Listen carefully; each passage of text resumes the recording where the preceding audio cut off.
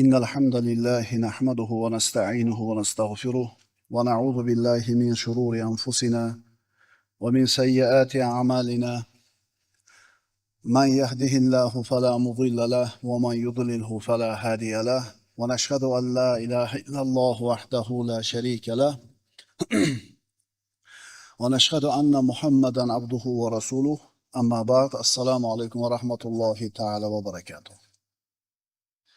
Bismillahirrohmanirrohim. Alloh taoloni madadini, qo'llashini so'ragan holda darsimizni boshlaymiz. Baraka nima? Hozirgi kunga kelib odamlarni juda ko'pi shikoyat qiladi.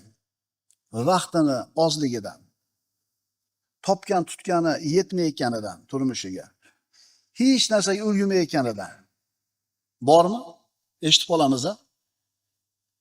Ota-onani ziyorat qilishga vaqti yo'q, ish ko'p. Sila rahimga vaqti yo'q, ish ko'p. Sog'ligini tartibga keltirishlikka vaqti yo'q, ish ko'p. Sport bilan shug'ullangani vaqti yo'q. Nimasi ko'p? Ish ko'p. Xullas, tanish manzarami? Biz o'zimiz ham shuda, to'g'rimi? Juma bo'ptimi deymiz. Juma ekanmi bugun deymiz. Yaxshi ham juma bor. Yaxshi ham juma borki, bir hafta o'tganligini sezamiz.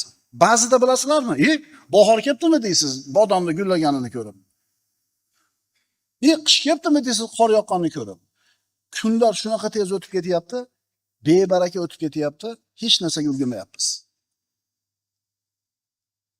Ulgurmaydi. Hech narsaga. Vaholanki, deyarli hammamizning tayimizda mashina bor. Hammamizning qo'limizda telefon bor. Vaholanki avvalgilarni hammasini mashinasi bo'lmagan.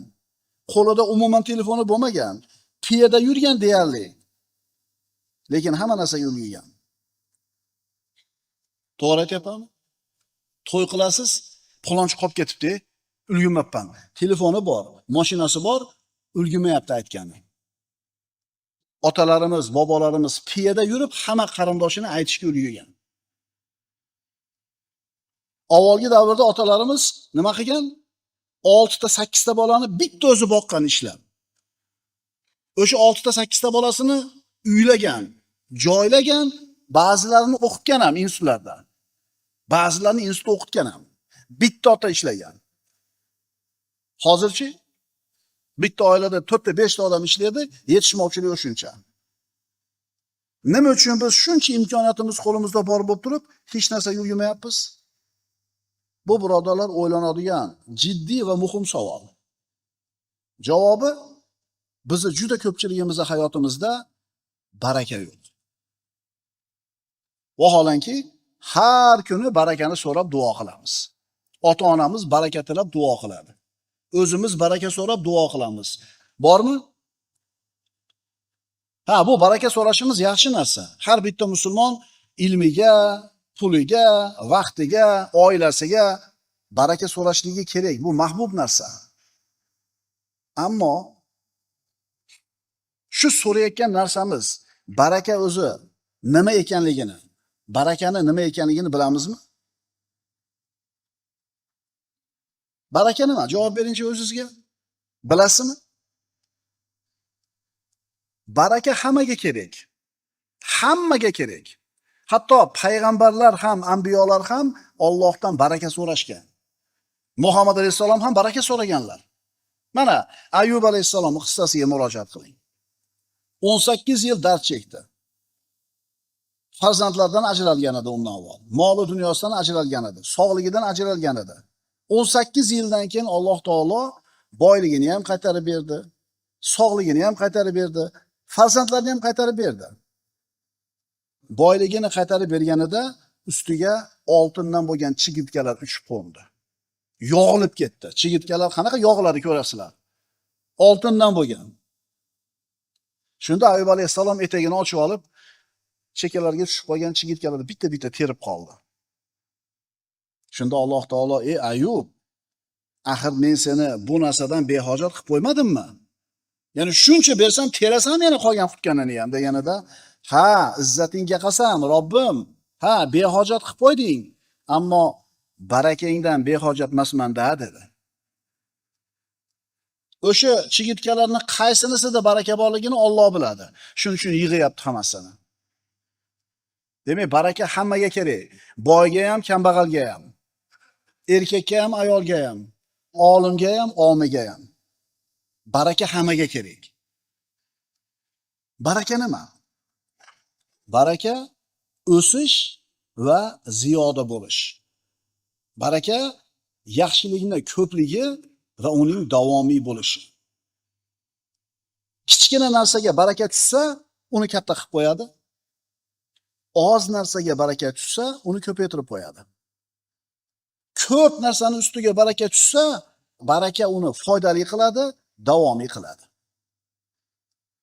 Baraka bir narsaning ustida ilohiy xayriyatning davomiy turishi. Mana birodarlar, barakaning nima ekanligiga salaf solihinlarning hayotidan misollar keltiramiz, osonroq tushunishimiz uchun. Ovqatdagi baraka. Handaq kunida payg'ambarimiz sollallohu alayhi vasallam Jabir ibn Abdullohning uyiga bordilar. Jabir ibn Abdulloh payg'ambarimiz sollallohu alayhi vasallamning och qolganligini, bir necha kun ovqatsiz yurganligini ko'rib, uyida 3-4 kishiga yetadigan ovqatni ayoliga tayyorlab qo'yib, pishirib turdi, buyurib qo'yib, Rasulullohning oldiga kelib, "Ya Rasululloh, bir 3 ta 4 ta o'zingiz xohlagan odamlar bilan birga bizning uyimizga boring ovqatga" dedi. Payg'ambarimiz sollallohu alayhi vasallam, "Ey qavm, Jabir bizni valimaga chaqiryapti, ketdik" dedilar. 300 ta odam keldi. Jabir roziyallohu anhu uyiga kelib, "Ey xotin, sho'rimizga sho'ra to'kildi. Rasululloh 300 ta odam yetalab kelyaptilar" dedi. Ayoli qarab turib, "Holatni bayon qildingizmi? Ozgina odamga yetadigan ovqatligini aytdingizmi?" "Ha, aytdim" deganida ayoli, "Unday bo'lsa xotirjam bo'ling" dedi. Rasululloh aytdilarmi? Demak, bir hikmati bor. 5 yoki 6 kishiga yetadigan ovqatni payg'ambarimiz sollallohu alayhi vasallam 300 kishiga, ba'zi rivoyatlarda 1000 kishiga yetkazib berdilar. Tushunyapsizmi? 6 kishining ovqati 300 ta odamga yetyapti. Bu baraka deb tushuntiriladi. Moldagi baraka. Usmon ibn Affon roziyallohu anhu Roma qudug'ini sotib olib, musulmonlarga hadiya qildi. Pulga olib ichishar edi bu suvni, avval. Bir yahudiyning qudug'i edi. Jayshul Usrani jihozladi. Usmon ibn Affonni payg'ambarimiz sollallohu alayhi vasallamning duosini olishlikka Alloh muvaffaq qildi, moli barakali bo'ldi. Moldagi baraka. Abdurrahmon ibn Avf roziyallohu anhu Jayshul Usrani jihozlashlikka molini yarmini olib keldi. Katta pul edi. Uyingizga ham bir narsa qoldirdingizmi Abdurrahmon deganida, "Yo Rasululloh, yarmi qoldi uyga" dedi. Rasululloh aytdilar, "Olib kelganingizga ham baraka bersin Alloh, qoldirib qo'yganingizga ham baraka bersin uyingizga." Nima bo'ldi? Shu duodan keyin dedi Abdurrahmon ibn Avf, "Kesakni jildirsam kumush topdim tagidan, toshni jildirsam tilla" dedi. Ya'ni bu majoz. Nimaga? Qaysi tijoratga qo'l urmasin, ishi rivojlanaverdi, oqib kelaverdi dunyo. Nima bor edi molida? Baraka bor edi. Tushunyapsizmi? Biz olib qolganimizni foyda deymiz. Berganimizni zarar deymiz. Olib qolganimizni o'zimizniki deymiz. Berganimiz ketdi deymiz. Abdurrahmon ibn Avfni 700 ta tuyali karvoni Madinaga keldi. Sirat darslaridan eshitgansizlar. Sahobalarning hayotlari darslarida. Madina shovqin-suron bo'lib ketdi payg'ambarimiz sollallohu alayhi vasallam vafotlaridan keyin. Oysha onamizga buni xabari keldi. Oysha onamiz shovqinni eshitib, "Nima bu shovqin?" deb so'raganida aytishdiki, Abdurrahmon ibn Avfni Shomdan kelgan karvoni shaharni to'ldirib tashadi. Rasulullohni Abdurrahmon ibn Avf jannatga emaklab kiradi deganlarni eshitganman dedi Oysha onamiz. Bu xabarni tezda yetkazishdi Abdurrahmon ibn Avfga. "Siz haqingizda Rasululloh manaqa degan ekanlar." U sahoba yurib yetib keldi Oysha onamiz oldiga. "Ya ummul mu'minin, Rasululloh shunaqa deganmidilar?" "Ha, Abdurrahmon ibn Avf jannatga emaklab kiradi deganlar." Emaklab qolishimiz sababi shu boyligim bo'lsa kerak. Guvoh bo'ling, mana shu 700 ta tuya ustidagi yuklari bilan, tuyalari bilan Madina fuqarolariga mendan ehson dedi. Hammasini berib yubordim. Kambag'al bo'lib qoldimi? Umrdagi baraka. Madinaning ansorlarning sayyidlaridan Sa'd ibn Muoz. Bu kishi 31 yoshga kirganida islomga kirdi. Vafot etganida 37 yoki 38 ga kirgan edi. Musulmon bo'lib 6 yoki 7 yilgina umr ko'rdi. Ammo shunday maqom, shunday bir martabaga erishdiki, u kishi vafot etganida Allohning arshi titradi. Islomda 6 yil, 7 yil yashadi. U kishi vafot etganda arsh u zotni kelishiga xursand bo'lib titradi. Albatta bu muborak hayot edi. Mana tug'ilganimizdan beri musulmonmiz, siz bilan biz. Hammamiz. Kim 50 yil yashadi, kim 60 yil yashadi. Nima qoldirding o'zingdan keyin ummatga? Musulmonlarga, xalqingga nima foydang tegdi? Nima qoldirding desa, o'ylanamiz. Qilganimiz bitta tomu, qilganimiz 4 ta to'y. Shunday emasmi? Puldorlar bor oramizda o'tirgan. O'ylanish kerak. Mana umrdagi barakaga misol. 6 yoki 7 yil yashadi musulmon bo'lib, Allohning arshi titradi vafot etganida. Umrdagi baraka. Abu Bakr Siddiq barakatli, muborak inson edi. Hali bomdod vaqti bo'lmasdan turib, bemor ko'rgani ham ulgudi, janozaga ergashishga ham ulgudi, sadaqa qilishga ham ulgudi. Payg'ambarimiz ana shu so'ragan savoliga kim bemor ko'rdi oranglarda, kim janozaga erishdi, kim sadaqa qildi deb so'raganida Abu Bakr Siddiq men deb javob bergan edi. Va maqtagan edilar payg'ambarimiz bu sahobasini. Bu ulug' sahoba Abu Bakr Siddiq 2 yildan ko'proq xalifa bo'ldi, musulmonlarga boshliq bo'ldi. Lekin shu 2 yil ichida shuncha ko'p futuhotlar, yaxshiliklarni qo'lga kiritdiki, aqllar lol qoladi. Albatta bu holat Abu Bakr Siddiqqa Alloh tomonidan berilgan baraka edi. Umrdagi baraka. Xulofoi roshidlarning 5-chisi deb sanaladi. Umar ibn Abdul Aziz, Ummaviylarning xalifalaridan. Bu inson musulmonlarga xalifa bo'lib, boshliq bo'lib saylandi. Bu inson ham 2 yildan ortiqroq umr ko'rdi, xalifa bo'lganidan keyin. Lekin 2 yillik xalifalik davrida yurgizgan siyosati, olib borgan ishlarini samarasini ko'ringki, davlatda kambag'al odam deyarli qolmadi. 2 yilda bor yo'g'i.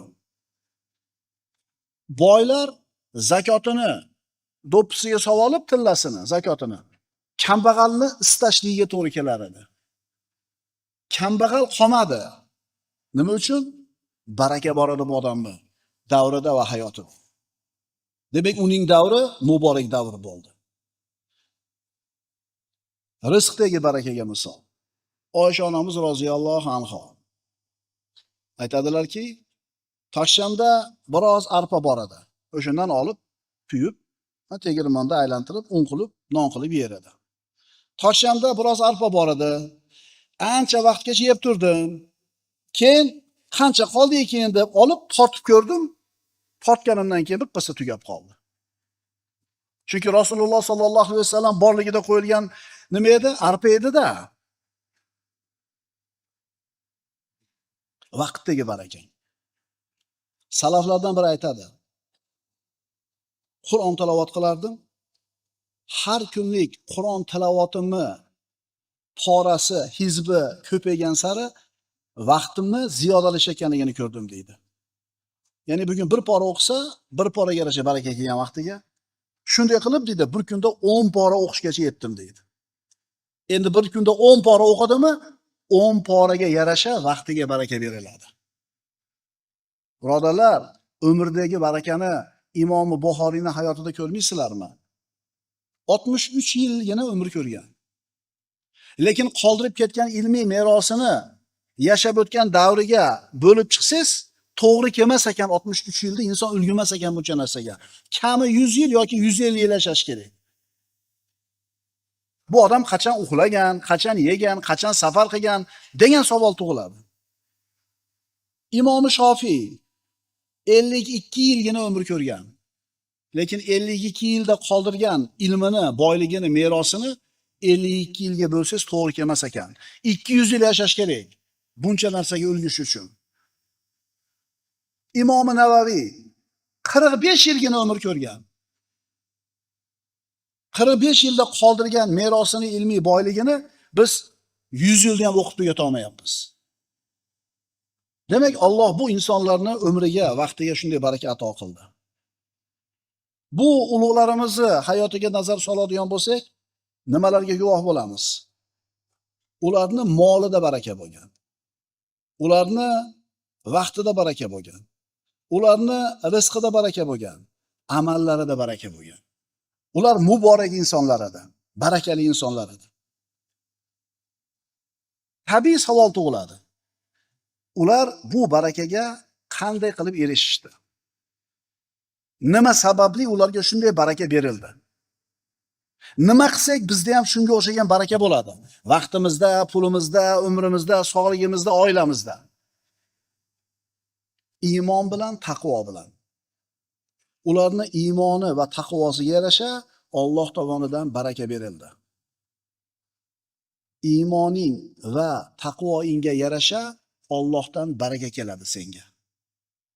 Senga Alloh tomonidan baraka keladi, iymoning va taqvoingga yarasha. Ularning hayoti Alloh taoloning quyidagi oyatini haq ekaniga dalil bo'ladi. Astagfirullah. Walau anna ahlal qura amanu wattaqaw lafatahna alayhim barakatin minas samai wal ard. Agar deydi Alloh taolo, mana barakani sharti. Mana barakani formulasi.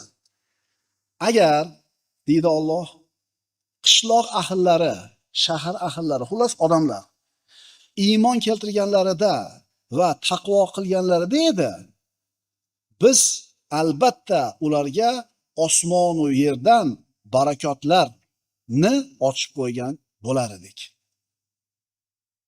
Ularga osmon va yerdan barakotlarni ochib qo'yar edik. Shart iymon va taqvo. Siz bilan menda qaysidir darajada baraka bor. Ammo u barakani qancha ekanligi iymoningizga bog'liq, taqvoingizga bog'liq. Kimni bolasiligingiz, qaysi millatdanligingiz, qaysi makonda va qaysi zamonda yashashligingizga bog'liq emas baraka. Baraka faqatgina iymon va taqvoga bog'liq. La ilaha illalloh Muhammad Rasululloh dedik. Hammamiz mo'min bo'ldik, alhamdulillah. Bittasi bor shartni. Endi bundan keyin taqvoimiz qolyapti. Kimni taqvosi baland bo'lsa, baraka shunga yarasha kelaveradi. Barakaning ta'rifi. Al-barakatu hiya subutul khayril ilahiyyi fi shay. Baraka ilohiy xayriyatning bir narsa ustida sobit bo'lishi. Bir narsani ustida ilohiy xayriyat barqaror bo'lishi baraka. Sodda qilib tushuntirganmiz. Nima deymiz? Mana piyola. 50 ta 100 ta olib kelgan suvga 5 yil burun 4 ta qopti. Qolgani yo'q. Sinib ketdi, qo'shni olib chiqib ketib bermay qo'ydi, bir joyga borib qo'yib keldingiz. Demak, shu 4 tasi 5 yildan beri, 10 yildan beri turibdimi? Demak, baraka bor shunda. Bir narsaning ustida ilohiy xayriyatni davomiy turishi baraka deyiladi. Bir odam kafe quradi, oshxona quradi. Hashamatli qilib, zo'r qilib pardozlaydi. Hamma bir shart-sharoitlar muhayyo qiladi, ochadi kafeni. Bir odam keladi. Bir odam ko'payadi, keyin 1 yildan keyin qarasang, odam qaytib ketgan. Baraka yo'q. Yana bitta odam yo'lda bo'yida otasidan qolgan eski uyini eplab, ertalabdan nonushta qiladigan joy qilib qo'ygan. Unaqa ko'p pul sarflamagan. O'sha xonalarni eplab, odam ko'payishiga qarab, keyingi xonani qo'shib turib, eski uylarni eplab qo'ygan, klient o'shuncha. Siz aytasiz, yo'q. Uchi haligi kafe ochganlar boshida go'shtni yaxshi soladi, ovqatni zo'r qiladi, o'shuncha odam zo'r ko'p keladi. Keyin masaladan tortishni boshlab, ovqati aynigani uchun kelmay qo'yadi. Yo'q, birodarlar. Xuddi o'sha masalada boyagidek qilsa ham odam qaytib ketadi. Agar baraka bo'lmasa o'sha kafeda, oshxonada. Demak, al-barakatu hiya subutul khayril ilahiyyi fi shay. Baraka ilohiy xayriyatning bir narsa ustida sobit bo'lishi. Bir narsaning ustida ilohiy xayriyatning, ilohiy yaxshilikning barqaror turishi. Olimlardan biri aytadi, baraka kam narsada bo'lsa, uni ko'paytirib qo'yadi. Agar ko'p narsada bo'lsa, foyda keltiradi. Baraka demak, birodarlar, yaxshilikni ziyoda bo'lishi, unib o'sishi va barqaror bo'lib davomiy bo'lishi. Baraka vaqtga tushsa, uni kengaytiradi. Inson ana shu barakali vaqtida juda ko'p ishlarga ulguydi. Baraka agar jasadga tushsa, uni quvvatli qilib qo'yadi. Ko'p narsalarga imkoniyati paydo bo'ladi. Baraka farzandlarga tushsa, ular salohiyatli bo'ladi, axloqli bo'ladi, ota-onasiga mehribon bo'ladi. Baraka pulga tushsa, u pulni ko'p narsalarga yetadigan, kifoya qiladigan qilib qo'yadi. Pulni ko'p qilib qo'yadi emas. O'sha ozgina pul barakali bo'lsa, ko'p pul bilan odamlar qilolmayotgan ishga yetadigan bo'lib qoladi. Agar baraka bir odamga tushadigan bo'lsa, Alloh uni barakotli qiladi hamma narsasini. Agar baraka bir kishining ilmiga tushsa, bu ilm uni amalga va qo'rquvga boshlaydi. U barakali ilmdan juda ko'p odamlar foyda oladi. Agar bir banda o'zini hayotida baraka topadigan bo'lsa, vaqt kengayadi, imkoniyatlari ziyodalashadi, hayotda erishadigan muvaffaqiyatlar, natijalar ko'payadi, karomatlar sodir bo'ladi. Baraka topmagan odam ham 80 yil, 90 yil umr ko'rishi mumkin. Ammo u mana shu 80-90 yillik umrida o'zidan keyin biron narsani asarni qoldira olmaydi. O'zi bilan biron narsani olib keta olmaydi ham. Barakasiz odamlar haqida fikr qilib ko'ringlar, birodarlar. Ehtimol qo'lida millionlari bordir. Lekin ana shu millionlari uni saodatli qilmaydi. Aksincha, bebaraka bo'lgan bu millionlar kunduzi uni mehnat mashaqqatga soladi, qayg'u bilan azoblaydi, kechqurun esa o'sha pulni o'ylab, siqilib uxlay olmaydi. O'sha odamlar bor ekan, aytishdi. Uxlay olmas ekan kechqurun. O'zi soppa-sop. Nimaga uxlay olmaydi? Bo'yiga pul uxlatmas ekan. Demak, bu millionlar uni kunduzi mehnat mashaqqat bilan, qayg'u bilan azobga soladi. Tunlar esa hisob-kitob bilan, qo'rquv bilan uyqusini qochiradi. Yana hayotida baraka topmagan bir odam bor, 10 ta bolasi bor. Hayotida ham baraka yo'q, bolalarida ham baraka yo'q. Bu qanaqa bo'ladi? Xayriyat bo'lmaydi.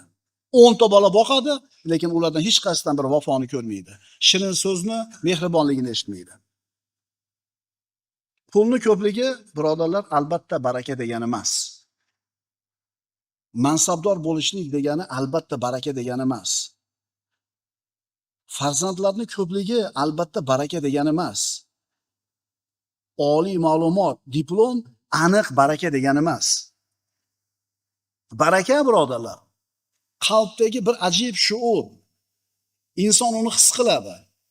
U his uni nafsini poklanishiga, qalbini osoyishta bo'lishiga, hayotini osudaligiga, ko'zlarini quvonchiga, boriga qanoat qilishga hamda Allohning taqdiriga rozi bo'lishiga olib boradi. Payg'ambarimiz sollallohu alayhi vasallamning hayoti barakot, vaqti barakot, so'zlari barakot, borlig'i barakot. Ko'rmaysizmi? Bor yo'g'i 23 yil payg'ambarlik davrida yer yuzidan, birodarlar, shirkni, jaholatni ketkizib, tavhid, axloq va ma'rifatni yoyishga ulgurdilar. Qolgan insonlarga ustozlik qiladigan darajadagi ummatni tarbiya qildilar. 23 yilda. Bular vaqt, umr, tana, da'vat ishlariga berilgan barakaning ko'rinishi edi. أقول قولي هذا وأستغفر الله لي ولكم. إن الله وملائكته يصلون على النبي يا أيها الذين آمنوا صلوا عليه وسلموا تسليما. والسلام عليكم ورحمة الله تعالى وبركاته.